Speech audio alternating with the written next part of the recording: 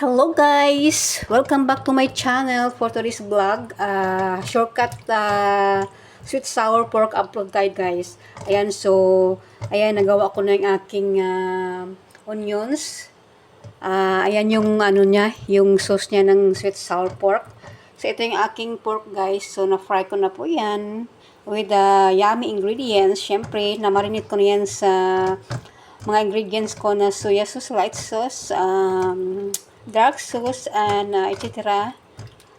May itlog, beaten egg, and then cornstarch.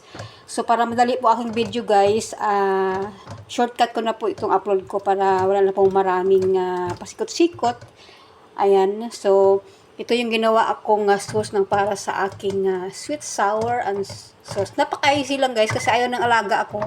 Anyway, yung kakain lang po nito guys, ang nag-iisa kong alaga na lalaki kasi yung panganay is holiday po siya sa school. So, ang aking bunsong alaga is half day lang. So, dito siya kakain sa bahay. Ito na nga yung aking ginawang, ito nga po pork. Ayan. So, tapos na. Off ko na yung stove. Ilagay ko na aking sauce guys. Ang gusto ng alaga ko guys is onions lang. Ayaw niya na ng may mga bell pepper. Ayaw ng red pepper. Green pepper. Ayaw niya kasi hindi siya mahilig sa mga. Ang gusto niya lang is ayan, sibuyas lang. Yan, napakasimple lang ng alaga ko. Ayaw niya lang kasi wasting daw pag maglagay pa ako ng mga bell pepper or mga ano pa yan, mga panakot diha ba. So, request na alaga ko, ayan lang, ganyan lang, napaka-simpleng, ano lang, sweet sour pork. Ayan nga, yung ginamit ko na sauce guys is sweet sour pork na easy to use, ready to use na po yan, nasa bottle, ayan. So, nasa rep siya, kaya hindi ko na siya makukuha. So, ito yung ginawa ko na sauce sa, meron talaga yan na sauce sa bottle na para sa sweet sour sauce sa pork natin. So, ayan. Masarap siya guys, manamis-tamis, basta manamis-tamis na masarap. So ayan guys, ang aking sweet sour pork. Ayan, napakasarap niyan guys, syempre. Kasi ang hinalo ko po dyan ay ready to cook na po sauce. And then, before po yan, minarinate ko na yung aking pork.